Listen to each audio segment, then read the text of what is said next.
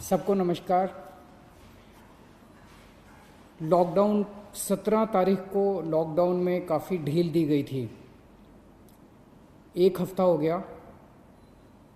आज एक हफ्ते के बाद मैं ये कह सकता हूँ कि स्थिति नियंत्रण में है और कोई भी घबराने वाली बात नहीं है। जब लॉकडाउन में ढील दी गई थी, हमें ये उम्मीद थी कि थोड़े से केसेस में बढ़ोतरी होगी। लॉकडाउन में ढील देने के बाद थोड़ी बढ़ोतरी हुई है, लेकिन चिंता की कोई बात नहीं है।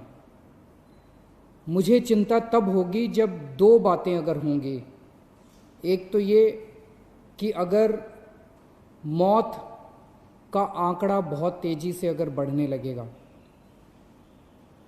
जैसा मैं बार बार कहता रहा कि हमें कोरोना अभी कोई आज या कल में जाने वाला नहीं है। कोरोना तो रहेगा। अब अगर कोरोना होता रहे और लोग ठीक हो के अपने घर जाते रहें तो चिंता करने का कोई विषय नहीं है। तो एक तो ये कि मौत नहीं होनी चाहिए ज़्यादा। मौत के आंकड़े को हम कोशिश करके सबको बचा सकें, सब मौत के आंकड़े को कम से कम रख सकें। और दूसरा ये कि जो केसेस हो रहे हैं वो इतने गंभीर केस ना हों कि हमारा अस्पतालों का पूरा सिस्टम बैठ जाए, कोलैप्स कर जाए।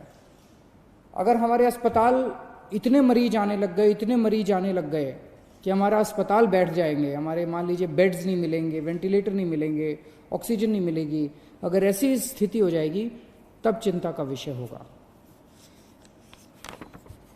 कल तक दिल्ली में 13,418 केस थे टोटल। अभी तक पॉजिटिव केस 13,418 आए। इनमें से 6,540 ठीक हो गए और 6,617 अभी बीमार हैं। तो लगभग जितने ठीक हुए उतने ही बीमार हैं। लगभग 6,500 ठीक हो गए, 6,500 अभी बीमार हैं। मोटा मोटा 261 लोगों की मौत हो गई।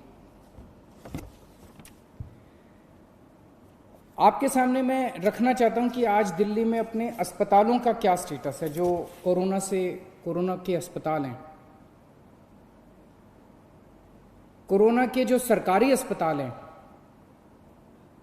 उनमें 3,829 बेड हैं टोटल। सरकारी अस्पतालों में 3,829 बेड हैं, जिनमें 3,164 बेड्स में ऑक्सीजन अवेलेबल है। मैं बार बार ऑक्सीजन इसलिए बोल रहा हूं क्योंकि कोरोना की कोई दवाई नहीं है। जिस पेशेंट को कोरोना हो जाता है उसको एक तो ऑक्सीजन की कमी हो जाती है और दूसरा उस ऑक्सीजन की कमी की वजह से उसकी सांसें तेज हो जाती हैं, रेस्पिरेशन रेट बढ़ जाता है, तो उसको ऑक्सीजन देनी पड़ती है। ऑक्सीजन सबसे क्रिटिकल है उस ऐसे पेशेंट के लिए, कोरोना के पेशेंट के लिए। जो सीवियर पेशेंट होते हैं कोरोना के, जो मामूली सिम्टम्स होते हैं उनको नहीं, जो सीवियर पेशेंट होते हैं कोरोना के, उनको ऑक्सीजन देने की ज़रूरत पड़ती है।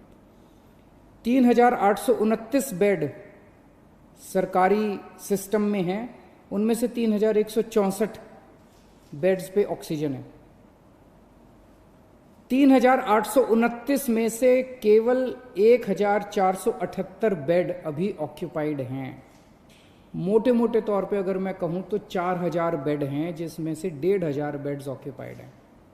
2,500 बेड्स अभी खाली हैं सरकार में। 1,500 बेड्स ऑक्यूपाइड है, 2,500 बेड अभी खाली हैं। सरकार के पास 250 वेंटिलेटर हैं, उनमें से केवल 11 वेंटिलेटर अभी यूज़ हो रहे हैं। लगभग 240 वेंटिलेटर खाली हैं, तो अभी घबराने की कोई बात नहीं है। प्राइवेट में 677 टोटल बेड हैं, उनमें से 509 भर चुके हैं। कई लोग प्राइवेट में अपना इलाज कराना पसंद करते हैं, सबकी अपनी अपनी इच्छा है। 677 में से 509 भर चुके हैं, तो केवल 150 पौने 200 बेड्स बचे हैं प्राइवेट में। इसीलिए कल सरकार ने ऑर्डर जारी करके दिल्ली के 117 प्राइवेट अस्पतालों में ऑर्डर जारी कर दिए कि 20% उनको अपने बेड कोरोना के लिए रखने पड़ेंगे। तो इससे प्राइवेट सेक्टर के अंदर जो प्राइवेट अस्पताल है उनके अंदर लगभग 2000 नए बेड्स आज से अवेलेबल हो गए हैं। अभी तक 677 बेड थे, अब 2000 एक्स्ट्रा बेड प्राइवेट सेक्टर में अवेलेबल है। तो प्राइवेट में अगर कोई अपना इलाज कराना चाहता है, ज़रूरी नहीं है, जैसा मैंने कहा कि सरकार में 2500 बेड खाली हैं, लेकिन अगर फिर भी कोई अपना प्राइवेट में इलाज कराना चाहता है तो आज से 2000 और बेड प्राइवेट सेक्टर के अंदर अवेलेबल हो जाएंगे। आज प्राइवेट सेक्टर के अंदर 72 वेंटिलेटर अवेलेबल हैं, जिसमें से केवल 15 वेंटिलेटर यूज़ हो रहे हैं। तो मोटे मोटे तौर पे आज की डेट में प्राइवेट और सरकार मिला के 4500 बेड्स हैं, जिसमें से लगभग 2000 बेड्स इस्तेमाल हो रहे हैं, 2500 बेड्स अभी भी खाली हैं। आपकी जानकारी के लिए बता दूं कि मोस्टली केस जो कोरोना के अभी आ रहे हैं वो माइल्ड हैं, थोड़ा सा बुखार है, थोड़ी सी खांसी है, या कईयों को तो कुछ भी नहीं है, पता ही नहीं चलता उनको कि कोरोना है। वो तो टेस्ट करा तो पता चला कि कोरोना है, कोई सिम्टम नहीं है। अधिकतर केस ऐसे आ रहे हैं जिनको फिर अस्पताल में एडमिट करने की ज़रूरत नहीं होती, उनको हम घर पे ही रखते हैं। और मेरी एक टीम है जो डेली उन लोगों से घर पे बातचीत करती रहती है, उनके परिवार के लोगों से बातचीत करती रहती है, उनको सलाह देती रहती है। ये नज़र रखते रहते हैं हम लोग कि कहीं अगर वो बढ़ गया उनका कोरोना तो उनको फिर अस्पताल में शिफ्ट कर देंगे। जैसे आज दिल्ली के अंदर 3314 लोगों का घर पे इलाज चल रहा है, लगभग 2000 लोगों का अस्पताल में इलाज चल रहा है और 3314 लोगों का घर पे इलाज चल रहा है। जैसे मैंने बताया कि हमने प्राइवेट में कल ऑर्डर कर दिए 117 अस्पतालों के अंदर, अब 20% कैपेसिटी उनकी, 20% बेड कोरोना के लिए होंगे। इसी तरह से अगले 3-4 दिन के अंदर हम जीटीबी हॉस्पिटल को तैयार कर रहे हैं। जीटीबी हॉस्पिटल के 1500 बेड्स, सबको ऑक्सीजन बेड्स बना रहे हैं, और जीटीबी हॉस्पिटल के 1500 और बेड्स हमारे कोरोना के लिए तैयार हो जाएंगे। तो मैंने बताया आपको कि लगभग 4000 बेड आज सरकार में ऑलरेडी कोरोना के हैं, 1500 और हो जाएंगे, तो 5500 बेड सरकार में पूरी तरह से कोरोना के लिए डेडिकेट हो जाएंगे। और कल ही हम लोगों ने ऑर्डर दिया है और लगभग 2000 और बेड्स को ऑक्सीजन बेड्स कन्वर्ट करने के लिए। तो एक तरह से हमारी पूरी तैयारी है कि अगर कोरोना के गंभीर पेशेंट्स में अचानक उछाल आता है तो हम तैयार हैं।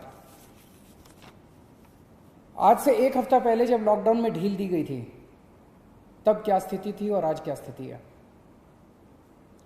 17 तारीख को लॉकडाउन में ढील दी गई थी।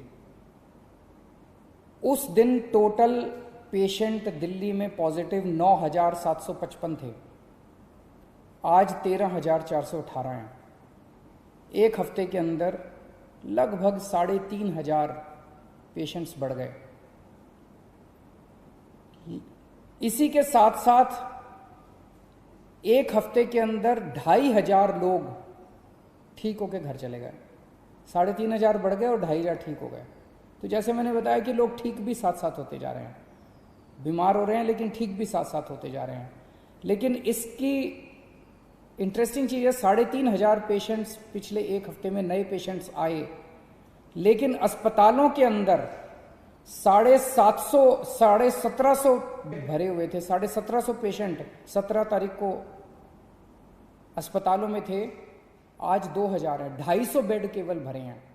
तो केवल 250 नए पेशेंट अस्पतालों के अंदर आए। अस्पतालों में भी ठीक हो रहे हैं और नए आ रहे हैं, ठीक हो रहे हैं और नए आ रहे हैं। केवल 250 नए बेड अस्पतालों के अंदर भरे हैं। अभी 2 दिन पहले मुझे पता चला कि एक प्राइवेट हॉस्पिटल ने, एक मरीज गया प्राइवेट हॉस्पिटल में और उस मरीज को सांस की तकलीफ हो रही थी। 2 दिन बाद उसका अस्पताल ने टेस्ट कराया, उसके 1-2 दिन बाद रिज़ल्ट आया और रिज़ल्ट पॉजिटिव आया। और पॉजिटिव रिज़ल्ट आने के बाद अस्पताल ने कहा कि आप तो कोविड पेशेंट है, हम आपका इलाज नहीं करेंगे, अब आप अपना बेड ढूंढ लीजिए। पेशेंट अपना बेड कैसे ढूंढेगा? पेशेंट कहाँ जाएगा? कोई भी अस्पताल इस तरह से किसी भी पेशेंट को बाहर नहीं निकाल सकता। हमने उस अस्पताल को शो कॉज नोटिस जारी किया है, प्राइवेट अस्पताल को, कि आपका लाइसेंस रद्द क्यों ना किया जाए। अगर किसी भी अस्पताल के अंदर कोई भी पेशेंट आता और वो कोविड निकल आता है, उस अस्पताल की जिम्मेदारी है कि वो उसको अपनी एम्बुलेंस में बिठा के किसी या तो प्राइवेट या गवर्नमेंट हॉस्पिटल के अंदर उसको कोविड बेड दिलवाएगा। आप किसी भी पेशेंट को इस तरह से अपने हाल के ऊपर नहीं छोड़ सकते। एक जो मेरे सामने पता चला कि जो लोगों को तकलीफ कई बार आती है, जैसे मैंने अभी बताया, हमारे पास सरकार में अभी 2500 बेड खाली पड़े हैं और अब 2000 प्राइवेट सेक्टर में भी बेड खाली होंगे, 4500 बेड खाली हैं, लेकिन लोगों को पता नहीं चलता किस अस्पताल में बेड खाली हैं, लोगों को पता नहीं चलता कहाँ जाएं। तो इसके लिए अब हम एक सिस्टम बना रहे हैं, 2-3 दिन के अंदर सिस्टम आपके सामने लाएंगे, जिसमें अगर कोई भी कोविड का सीरियस पेशेंट है और उसको बेड चाहिए, उसको एडमिशन चाहिए, उसको तुरंत पता चल जाएगा कि मुझे कहाँ जाने की ज़रूरत है। इसका पूरा सिस्टम बना रहे हैं और 2-3 दिन के अंदर ये पूरा सिस्टम बना के मैं आपके सामने आऊँगा।